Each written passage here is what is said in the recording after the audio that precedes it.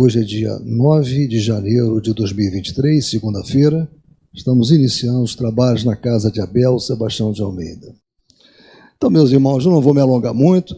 O nosso irmão Alcir, ele vai fazer o estudo da noite de hoje, mas antes eu peço à nossa irmã Gesilda que faça a leitura da página inicial, por favor.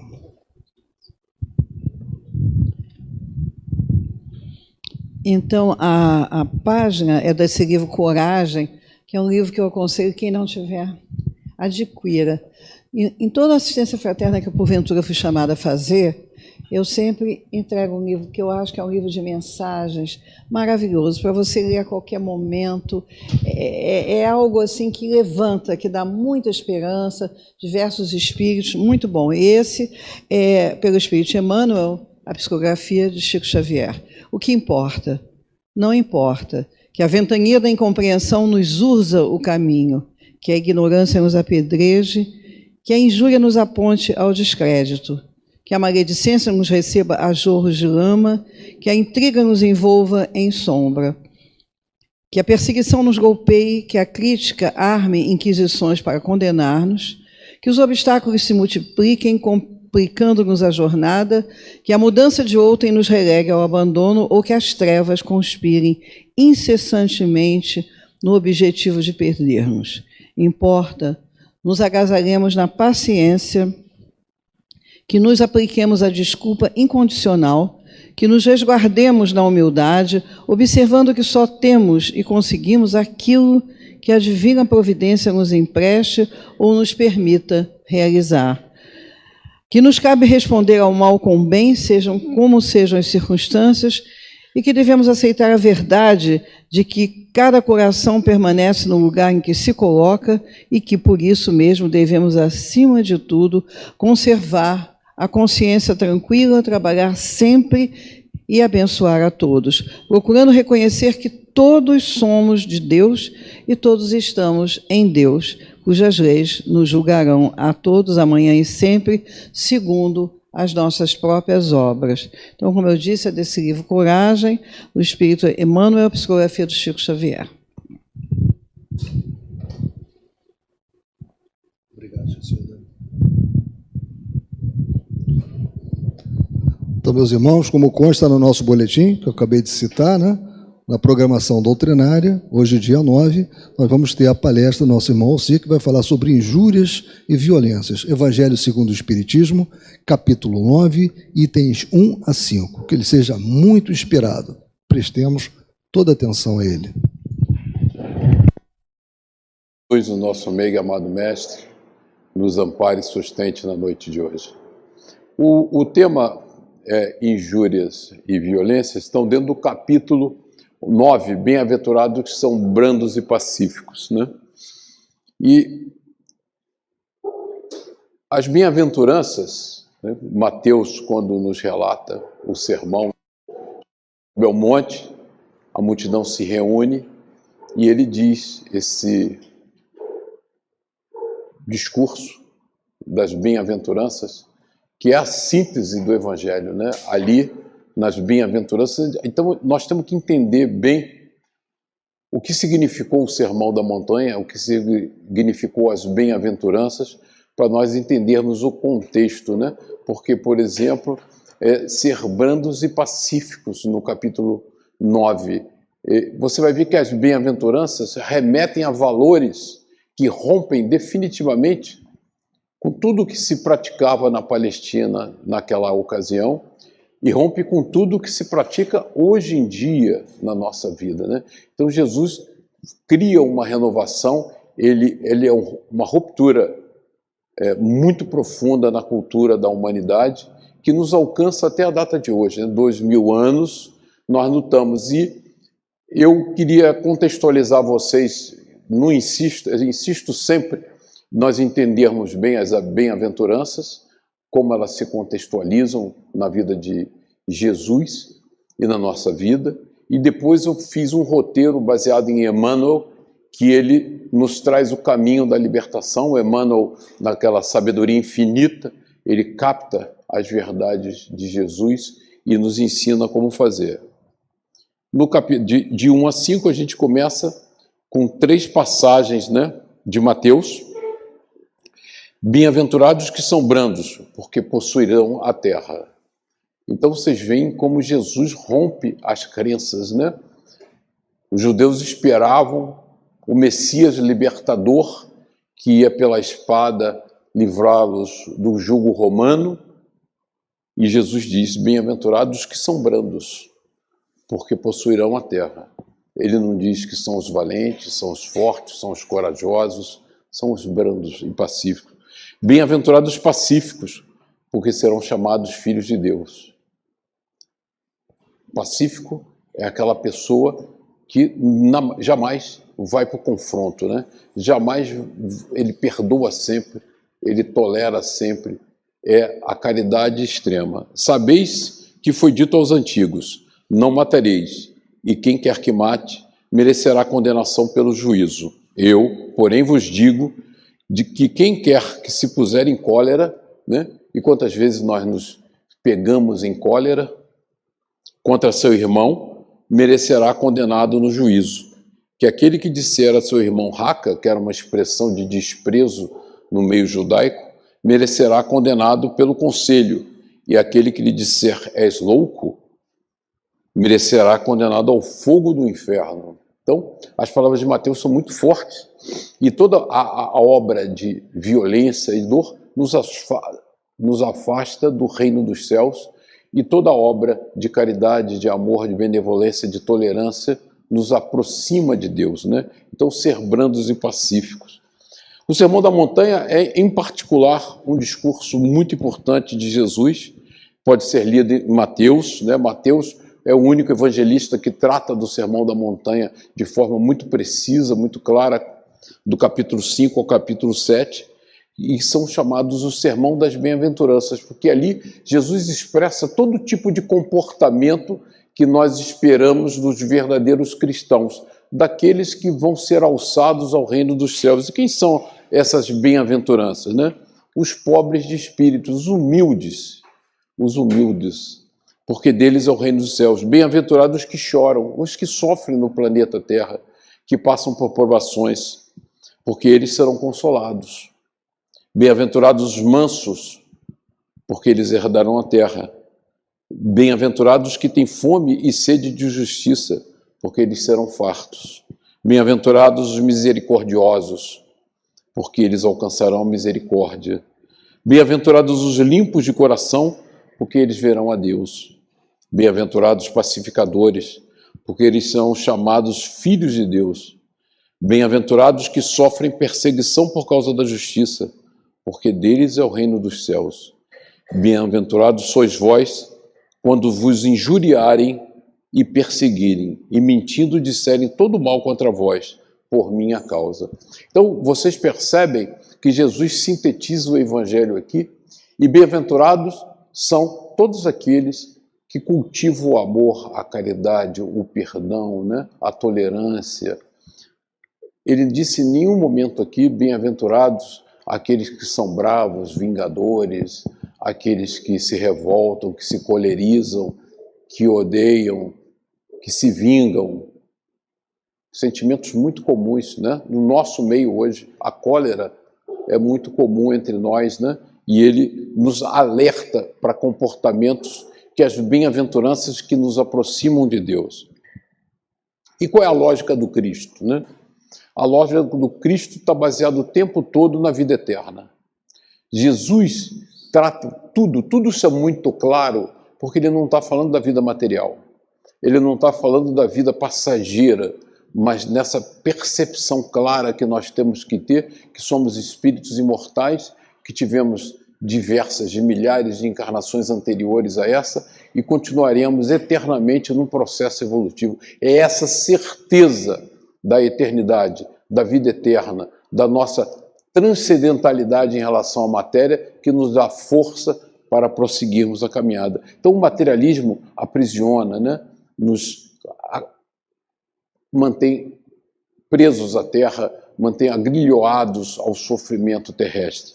A vida eterna não, a vida eterna liberta, porque tudo é passageiro, né? O meu reino não é desse mundo, ele é um espírito eterno. Gilberto, deu uma travada aí. Opa, agora foi. Então, eu peguei um texto maravilhoso. Olha, dizer isso de Emmanuel é até... Né, tudo do Emmanuel é maravilhoso. Psicografia de Chico, que fala sobre comportamento humano, e ele intitulou o artigo dele Domínio Espiritual. Vocês vão ver ali numerado, aquela numeração não existe, eu criei essa numeração para nós irmos explorando o texto de Emmanuel e trabalhando cada pedacinho do texto dele, né? E eu vou ler para vocês, depois nós vamos decodificar cada pedacinho do texto de Emmanuel. E é até curioso, quando eu enumerei, eu fui numerando todos os ensinamentos de Emmanuel que nos dá domínio espiritual. O que é domínio espiritual? É essa capacidade de transcender ao corpo físico, e ele usa Jesus como exemplo, e nos tornarmos um espírito imortal. E aí eu numerei, e quando eu acabei, cheguei em 13. E tem uma coisa que, desde criança, meu avô tinha umas manias, né? E uns costumes engraçados. Então, se reunia muita gente, sentava na mesa, ele contava antes. Porque se ele fosse o 13º da mesa, ele não sentava, porque a mesa tinha um traidor, né? Então, meu avô contava sempre, se eu tinha uma mesa com muita gente, ele contava. E quando deu 13, eu falei, que coisa curiosa, me remeteu à infância, me lembrando meu avô contando quantas pessoas tinham sentado à mesa, porque eram 12 apóstolos, né? Jesus era o 13º, e a Santa Ceia tem todo esse processo, né, de Jesus, teoricamente, ter sido traído. Então, vamos lá, o que Emmanuel nos diz? Ele cita João, capítulo 16, versículo 32, não estou só, porque o Pai está comigo. Isso é uma realidade absoluta para nós, né? Nós nunca estamos desamparados, porque Deus, na sua misericórdia infinita, está sempre ao nosso lado. Isso é uma certeza que nós temos que ter absoluta. Jesus tinha essa certeza. Então, nos diz Emmanuel, nos transes aflitivos, a criatura demonstra sempre onde se localizam as forças exteriores que lhe subjugam a alma. Nas grandes horas de testemunho, no sofrimento ou na morte, os avarentos clamam pelas posses efêmeras. Os arbitrários exigem a obediência que se julgam credores. Os supersentimentalistas reclamam o objeto de suas afeições. Jesus, todavia, no campo supremo das últimas horas terrestres, mostra-se absoluto, senhor de si mesmo, ensinando-nos a sublime identificação com os propósitos do Pai, como o mais avançado recurso do domínio próprio. E ele vai nos ensinar como que nós temos domínio próprio, né? Ligado naturalmente às mais diversas forças, no dia do Calvário, não se prendeu a nenhuma delas. Atendia ao governo humano lealmente, mas Pilatos não o atemoriza. Respeitava a lei de Moisés, entretanto, Caifás não o impressiona.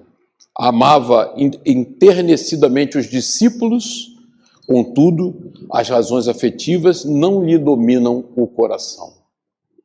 Cultivava com admirável devotamento o seu trabalho de instruir e socorrer, curar e consolar. No entanto, a possibilidade de permanecer não lhe seduz o espírito. O ato de Judas não lhe arranca maldições. A ingratidão dos beneficiados não lhe provoca desespero. O pranto das mulheres de Jerusalém não lhe entibia o ânimo firme. O sarcasmo da multidão não lhe quebra o silêncio. A cruz não lhe altera a serenidade. Suspenso no madeiro, roga desculpas para a ignorância do povo. E aí tem aquela frase maravilhosa de Jesus, né? Pai, perdoa-lhes, porque eles não sabem o que fazem. Então ele ali, né, desencarnando num sofrimento extremo, roga por nós, né?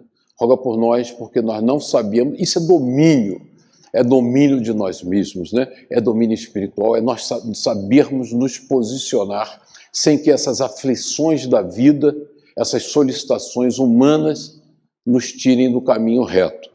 Sua lição de domínio espiritual é profunda e impecável, nos diz Emmanuel. Revela a necessidade de sermos nós mesmos, nos transes mais escabrosos da vida. E nós passamos, né, pelas nossas solicitações, pelos nossos aprendizados contínuos, que às vezes nos solicitam uma firmeza de propósito, um domínio espiritual, de consciência tranquila, elevada, a divina justiça, de coração fiel, dirigido pela divina vontade. Porque nós temos essa certeza absoluta da vida eterna, né? Então, vamos analisar esse processo, né? Nos transes aflitivos. Quando nós somos solicitados no dia a dia, né? Nos nossos transes aflitivos, e aí, o que é um transe aflitivo, né? É uma conjuntura aflitiva, situação perigosa ou difícil, crise, perigo, morte. Quando nós enfrentamos, às vezes, a morte de um ente querido, a doença que nos chama a dar testemunho da nossa fé, né? A crise financeira, a crise na família, a crise na vida. Nos transes aflitivos, a criatura demonstra sempre aonde se localizam as forças exteriores que lhes subjugam a alma. E olha que curioso essa frase de Emmanuel. Nós mostramos quem somos, né? Nós tiramos lá do fundo do eu, né? Nessa história que a gente vem construindo, encarnações após encarnações, aquilo que é a nossa chaga, o nosso flagelo, aquilo que nos incomoda, aquilo que nos tira da sobriedade, do prumo, da beleza. É no transe que a gente demonstra quem nós somos. E é assim que a vida é, né? Porque corremos à casa espírita em busca do lenitivo, na hora que o trânsito dolorido da vida nos exige o testemunho forte e firme de fé em Deus e crença na vida eterna. Nessas horas, nós bambeamos, nós trememos nas pernas e nos sentimos desamparados, perdidos. E corremos, como é natural, à casa espírita, em busca desses mensageiros do Pai, que estão a todo momento a nos consolar, a trazer mensagens de ânimo, de apoio. Mas nessa hora, nós abrimos o nosso eu, nós revelamos as nossas fragilidades. E nas grandes horas de testemunho, no sofrimento ou na morte, os avarentos clamam pelas posses efêmeras. E a gente percebe muito bem, né, aquele apego à matéria. Quando nós fazemos diálogos aqui, quantos espíritos vêm em profundo sofrimento e dor porque estão apegados aos bens que deixaram no planeta. Quando desencarnamos, o que levamos é o que construímos. O que levamos é o que nós fizemos de bom, de caridade, de amor ao próximo, de doação, né? Então, o que é a avareza? A qualidade de quem se preocupa excessivamente em adquirir e acumular dinheiro, sovinice, avidez, falta de generosidade. E você vê que eu estou combinando a fala de Emmanuel com o dicionário. E você vê como ele é claro, né? Então, você vai ver a todo momento, e a gente testemunha a todo momento, esse apego exacerbado. Por que temos dificuldade de desencarnar? Porque temos o sentimento de posse. Posse em relação à nossa família, que nós consideramos nossa. Posse em relação aos bens materiais. Posse em relação a tudo, né? A títulos, a posições sociais, que são efêmeras. É a avidez de se satisfazer na matéria. E isso provoca profundo sofrimento. Jesus não tinha nada, né? Jesus era um pregador, tinha sua túnica e a sua consciência leve, livre, fluida. E nós nos aprisionamos nessa máquina perigosa de acumulação. Os arbitrários exigem a obediência de que se julgam credores. Qualidade do que é arbitrário. Procedimento sem base na lei. O farisaísmo tem sido, isso é uma frase do Emerson Silva, tem sido tão presente em nossos dias que me faz chegar à conclusão que Jesus teria problemas com os religiosos do século XXI. É o apego à autoridade, né? Então a gente vê isso, vê na doutrina espírita, né? Milhão Ribeiro, quando desencarna, chega do outro lado, cioso da sua autoridade de dirigente espírita, sofre as consequências desse apego àquela autoridade. Então nós temos que ter muito cuidado, né? Porque nós não somos senhores de nada, nós não somos donos de nada, nós não temos nenhuma autoridade. A nossa autoridade é a autoridade moral. Quando nós chegarmos na pátria espiritual de retorno dessa caminhada que nós estamos fazendo agora, o que vai nos diferenciar do outro é quanto trabalho no bem e na caridade nós fizemos, quanto nós nos disciplinamos, quanto nós nos desapegamos dos fetiches materiais e cremos efetivamente na doutrina espírita. A doutrina espírita nos descortina um mundo novo, um mundo maravilhoso, um mundo de luz, mas nós às vezes nos apegamos à realidade material, aos nossos títulos, às nossas... né? Até síndico de prédio se acha às vezes muito importante. Sobretudo, né? Sobretudo. Dizia um amigo meu que juízes pensam que são Deus, mas desembargadores têm certeza que são Deus. E a gente fica preso a esses fetiches da matéria que nos engabelam, né? E nos aprisionam. São como grilhões que nos mantêm presos ao planeta. Jesus, mais uma vez, com toda a sua autoridade, né? Roga por nós na hora do desenlace. Isso é uma lindeza, né? A gente perceber essa grandeza, a gente fica colerizado por um pisão, por acaso, no nosso pé, né? Na condução. A gente fica com raiva, resmunga. Né? Se a pessoa, então, não pedir desculpa, e aquilo pode ser motivo de um grande desequilíbrio. Mas é assim que nós somos, né? Com o vizinho que incomoda, com o cachorro que late demais, nós perdemos o equilíbrio, ficamos encolerizados, né? Os supersentimentalistas reclamam o objeto de suas afeições. Sentimentalismo é o excesso de sensibilidade, emoção exagerada, por algum motivo de admiração ou sem motivo aparente. O sentimentalismo romântico, a afetação demonstrada por uma pessoa que parece estar excessivamente sentimental. Você vê que nós fazemos isso. Nós somos sentimentalistas, somos piegas, né?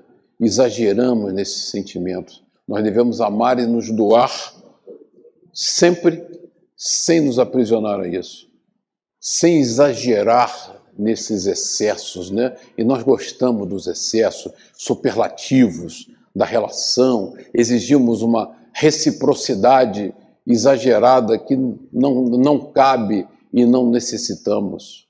Então os supersentimentalistas reclamam esse objeto. Jesus, todavia, no campo supremo das últimas horas terrestres, mostra-se absoluto, senhor de si mesmo, ensinando-nos a sublime identificação com os propósitos do Pai. E quais são os propósitos do Pai? São expressos nas bem-aventuranças, né? Ser humilde, pobre de espírito, aqueles que choram em busca da verdade, do consolo, os mansos, os que têm fome e sede de justiça, os misericordiosos, os limpos de coração, né? Quantas vezes nós temos nosso coração poluído por incríveis. Nós estamos vendo agora aqui, né? Estamos acompanhando as pessoas, irmãos, com o coração turvo de raiva, de ódio, de rancor. Os pacificadores, nós não queremos guerra, nós queremos paz. E paz exige humildade, perdão, tolerância, benevolência. os que sofrem perseguição por causa da justiça, aqueles que são injuriados, principalmente porque seguimos a Cristo, né? E quantas vezes nós não nos pegamos envergonhados da prática rigorosa doutrinária, quando, na verdade, essa prática rigorosa doutrinária é libertadora, não é envergonhadora. Essa certeza absoluta da vida eterna, ela é libertadora. Tudo na nossa vida nós temos que analisar sob a ótica da vida eterna, né? Das vidas pretéritas que tivemos, das vidas futuras que teremos. É sob essa capacidade de ver o todo que nós conseguimos fazer uma análise clara da nossa vida. Diz, atendia, Emmanuel, né? Atendia ao governo humano lealmente. Quer dizer, era um cumpridor das leis. Ele cumpria todas as leis, mas Pilatos não o atemoriza. Por que não o atemoriza? Assim como os cristãos foram para as arenas e calmamente eram devorados pelos leões, sem um ai, sem um grito, sem um desespero, por que faziam isso? Imagina vocês na arena com os leões, sabendo que você vai ser devorado. Mas se eu tenho certeza absoluta de que a vida é eterna, eu não me apavoro. Está encerrando ali um ciclo daquela encarnação, mas inicia-se uma vida nova para mim. E vocês têm que lembrar que esses primeiros cristãos que foram mártires do testemunho, quando Jesus reaparece, materializado após o desencarne para eles, e dialoga com eles, não havia nenhuma dúvida mais sobre a vida eterna. Eles tinham uma certeza, porque eles conviveram com o Mestre na sua benevolência infinita, e após no martírio na cruz, eles foram capazes de dialogar ele sem mais o corpo físico e espiritual. Então eles tinham certeza, não como nós, que somos dúbios na nossa caminhada, mas eles tinham certeza absoluta. Então eles iam para as arenas, sofrer os suplícios, porque não havia dúvida que, terminado aquela experiência difícil, eles se encontrariam de novo, libertos da matéria, no mundo espiritual, na verdadeira vida, né? E no mundo físico, no mundo material, na Bíblia tem um ditado importante, Coríntios, Paulo, tudo me é permitido, mas nem tudo me convém. Né? A lei nos permite uma porção de coisas, mas nós somos espíritas. E muitas das coisas que são permitidas não nos convêm. Jesus fez isso. Né? Ele obedecia a lei, mas Pilatos não o atemoriza. Porque Pilatos pode fazer nada contra ele. Pilatos pode, e fez, foi tirar a vida do seu corpo físico. Isso é nada, né? Jesus continuou na sua caminhada luminescente, iluminando o planeta. E diz Chico para nós, eu sei, Senhor, que as dificuldades são inevitáveis. Nós faceamos dificuldades o tempo todo na nossa vida, de todas as naturezas.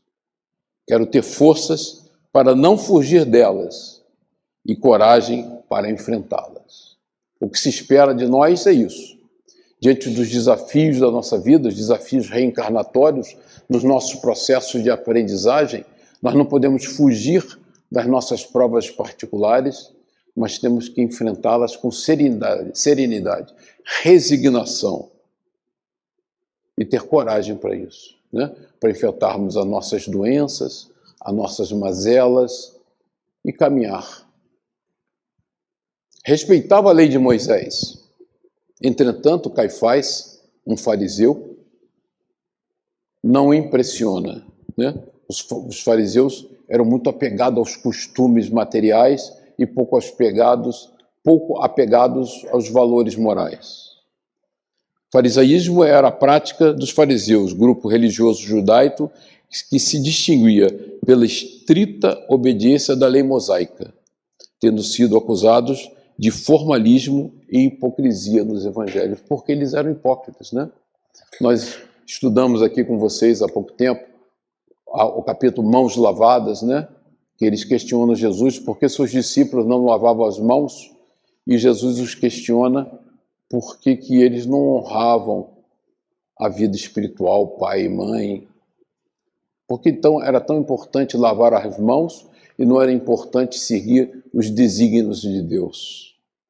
Então, também na religião, Jesus era firme, ele era claro, né? Ele estava focado na caridade. Ele estava focado no amor supremo, extremo. E às vezes a gente nos pega nisso, né? A gente vem à casa espírita e quem constrói a casa espírita somos nós, através do nosso comportamento e do nosso pensamento, do nosso respeito ao amor e à caridade. Aí que nós construímos a verdadeira casa espírita, né? Às vezes a gente vem muito preocupado com a água fluídica, com passe, com detalhe, com isso, com aquilo, com que média eu vou tomar passe. Isso não é importante. O que é importante quando nós estamos aqui é a nossa capacidade de sintonizar com a espiritualidade superior e vibrar em uníssono com eles num trabalho de harmonia, de amor, de pacificação do nosso coração. Amava enternecidamente os discípulos. Contudo, as razões afetivas não lhe dominam o coração. Nisto reconhecerão todos que sois meus discípulos, se tiver amor uns pelos outros. Ele amava profundamente e nós amamos profundamente aos nossos. Mas nem isso aprisionou a Jesus. Nem isso fez ele desviar 1 milímetro do seu prumo. Então vocês veem que como essas coisinhas do dia a dia, que tiram nosso equilíbrio, que nos tiram do rumo, né? Naquela prova suprema, naquele momento em que tem que dar o testemunho, ele deu o testemunho de beleza, de paz, de harmonia. Então nós temos que ser capazes de aprender, e Emmanuel nos traz essa mensagem maravilhosa, de como nos libertarmos desses sentimentos materiais e não nos escravizarmos a eles, né? Até porque nós somos eternos, então aquela pessoa que nós amamos hoje, continuaremos amando depois, né? Nos encontraremos no mundo espiritual, nos encontraremos em reencarnações futuras, então aquele distanciamento momentâneo é só um pedacinho de uma vida infinita. O que são 5, 10, 15 anos diante do infinito? É nada, né? O infinito, matematicamente, é o que não tem fim. E se a nossa vida não tem fim, é eterna, o que são 10 anos que a gente vai ficar afastado de alguém que se ama? Porque vamos nos desesperar, que vamos desencarnar dessa ou daquela doença e vamos deixar para trás aqueles que nos são afins? Porque chegou a nossa hora. E chegou a hora, é a hora de partirmos com a consciência pacificada, ter domínio espiritual, né, que Emmanuel nos recomenda.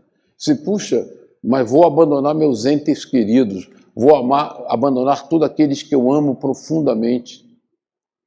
Vai por um período muito curto, até porque a nossa vida material, cada um de nós, não vai durar tanto tempo assim, né?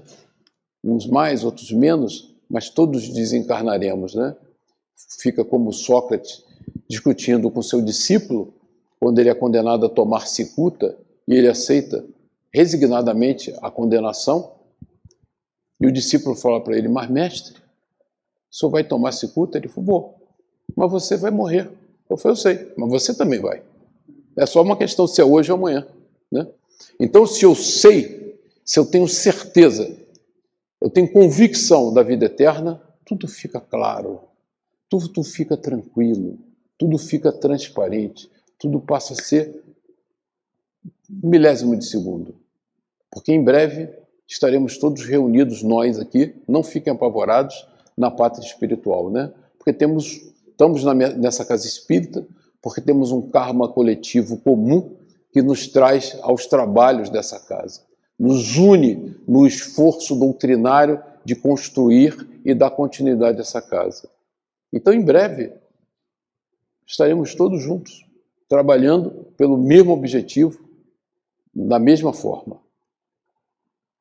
Cultivava com admirável devotamento o seu trabalho de instruir e socorrer, curar e consolar, que Jesus fazia como ninguém. No entanto, a possibilidade de permanecer não lhe seduz o espírito. Não tinha nenhum apego à vida física, não tinha nenhum apego a continuar encarnado, mesmo que fosse para fazer a caridade. E tinha chegado o momento dele, né? Ele não estava só, ele estava com o Pai, tinha cumprido uma missão importantíssima para o planeta Terra, e ao fim, acabou, né? E aí peguei uma reflexão de Emmanuel importante, reflete na importância de tua própria imortalidade e recorda, onde estejas, que a paz de teu ambiente começa invariavelmente de ti. Então, essa tranquilidade, essa paz interior, essa certeza absoluta, porque o que nos liberta, desculpem eu insistir nessa tese, mas eu tenho isso como um princípio fundamental, o que nos diferencia de qualquer outra pessoa no dia a dia é essa certeza inabalável de que somos espíritos imortais. Não pode restar sequer uma dúvida, não pode restar sequer uma incerteza, porque se ela existir, nós vamos, na hora do transe, fraquejar. Na hora de dar o testemunho, nós vamos cair de joelhos e implorar para que a nossa vida seja prorrogada ou para que aquela prova não se materialize. Mas esses eventos da nossa encarnação são todos importantes e necessários para o nosso aprimoramento moral. Nada é por acaso, né? Cada um de nós tem compromissos na sua caminhada evolutiva que exige determinados testemunhos e determinadas superações. E nós temos que dar esses testemunhos na certeza que Deus, nosso Pai misericordioso e bom, não nos desampara, não nos deixa a sós. O ato de Judas não lhe arranca maldições. A ingratidão dos beneficiados não lhe provoca desespero. Eu, às vezes, conversava sobre caridade, né? Qual é a maior angústia de quem inicia o processo da caridade? É que espera retorno, reconhecimento. Caridade é gratuita.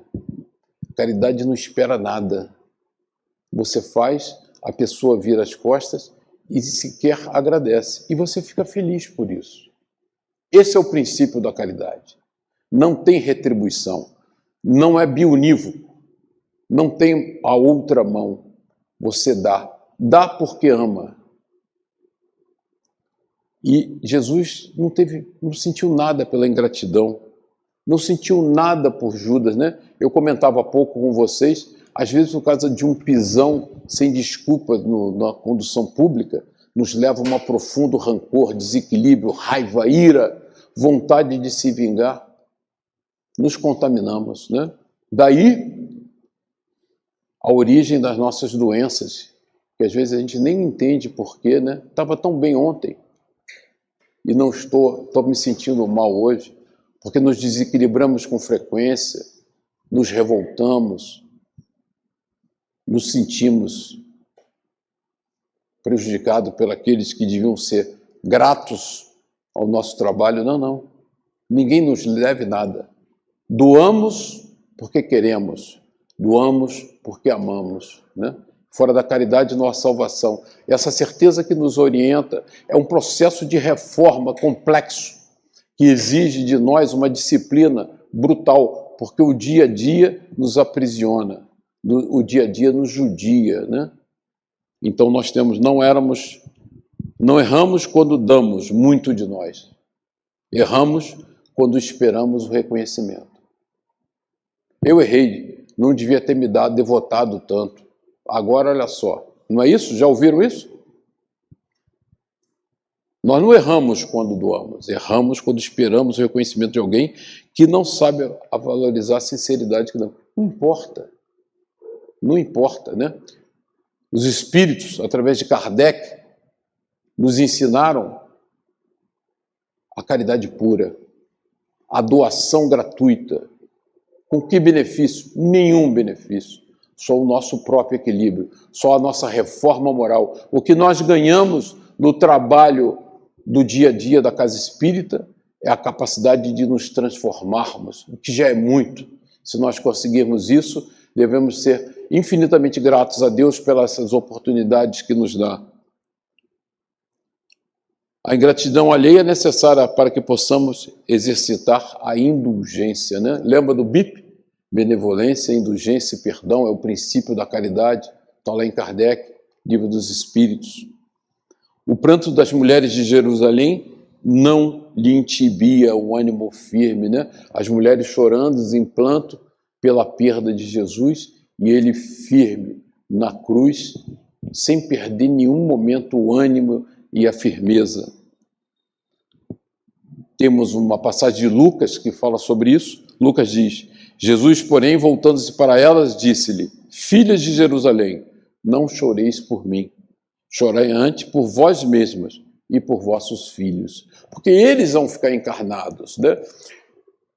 Deixe os mortos enterrarem os seus mortos, porque quando nós desencarnamos e vamos embora do planeta Terra, nós nos libertamos daquele ciclo de vida material e aqueles que ficam continuam imersos, né, no processo de aprimoramento.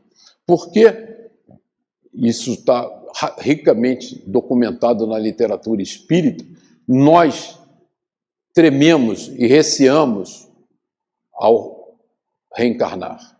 Reencarnar é um tormento, é um martírio, porque reencarnar significa, às vezes, não ser fiel ao que prometemos, significa assumir dívidas novas que nós não tínhamos antes.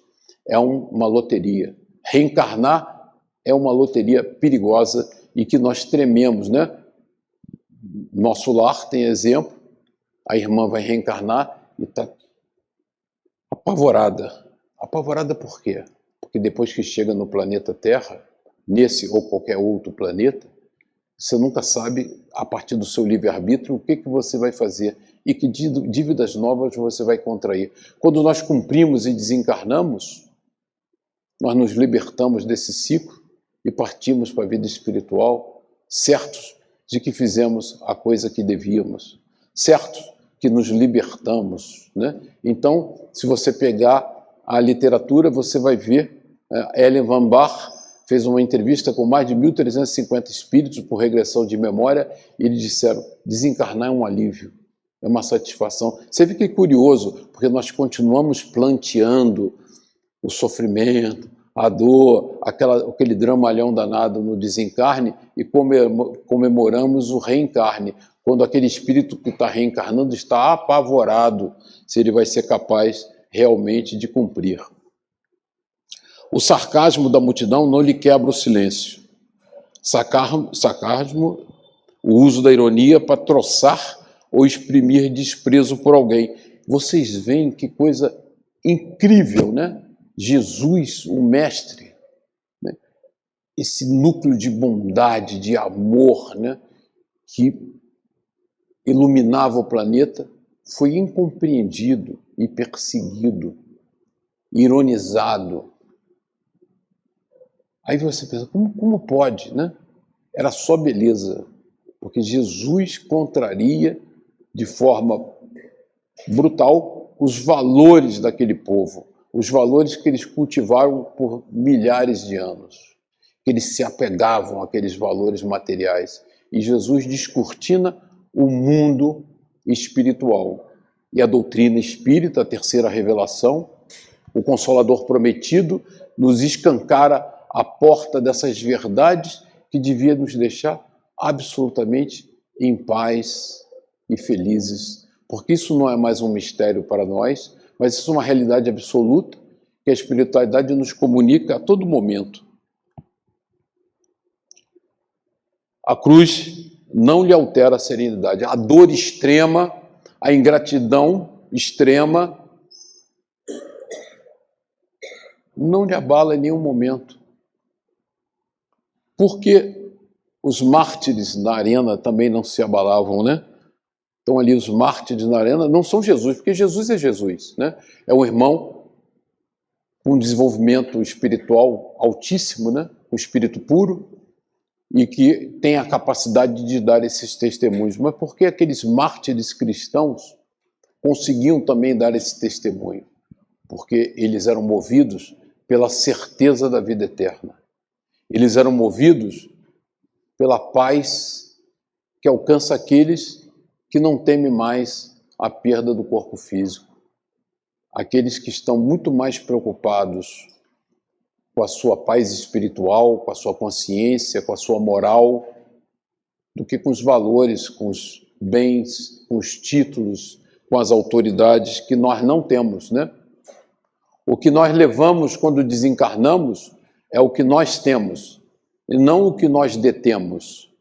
Tudo que a gente detém no mundo físico é por empréstimo a Deus para nós caminharmos na nossa encarnação. O que nós temos, que é nosso, é nossa resignação, nossa tolerância, nosso amor, nossa caridade, nossa benevolência, nossa paciência. Isso nós temos e levamos, né? E aí diferenciam os espíritos do outro lado. E aí, para finalizarmos, suspenso no madeiro, roga desculpas para a ignorância do povo. Pai, perdoa-lhes, porque não sabe o que fazem. O perdão extremo, né? Essa é a prova suprema de amor sublime, que é saber perdoar. Perdoar é muito difícil. Perdoar é muito complexo. Amar é difícil, perdoar, então, nós temos uma dificuldade imensa de perdoar. Perdoar aqueles que nos ofendem, aqueles que nos agrilhoam, aqueles que nos incomodam de alguma forma ou de outra. O perdão é um sentimento que nos liberta. Uma vez que você perdoe, você está leve. Cabe a Deus, na sua sabedoria infinita, julgar. A nós não cabe julgar ninguém. A nós não cabe avaliar nada de ninguém. E você vê o seguinte, que Jesus, na sua caminhada, você nunca viu Jesus fazendo concessões. Ele não fazia concessões a ninguém, porque ele tinha um caminho reto, que era um caminho moral. Tudo me é permitido, mas nem tudo me convém. Ele pegava-se aos seus valores morais e seguia firme, mesmo tendo que ir para o Calvário, mesmo sendo estigmatizado, né? Mesmo sendo odiado por muitos, perseguido, mas ele deixou esse legado de amor. Então nós temos que ter certeza desses valores que a doutrina espírita nos faculta, e não importa que nós sejamos estigmatizados, que nós sejamos ironizados, que nós sejamos taxados de tolos, de inocentes. O importante é nós preservarmos a pureza do nosso coração e a certeza desse trabalho de reforma moral que nos cabe fazer nessa encarnação. Nós não podemos desperdiçar essa encarnação, porque essa é uma dádiva de Deus, uma dádiva imensa, uma obra de caridade que nos dá a oportunidade de refazermos e repensarmos a nossa caminhada evolutiva e compensarmos alguns desleixos do passado que deixamos para trás e nos cabe recuperar e ressarcir. Muito obrigado, meus irmãos. Boa noite.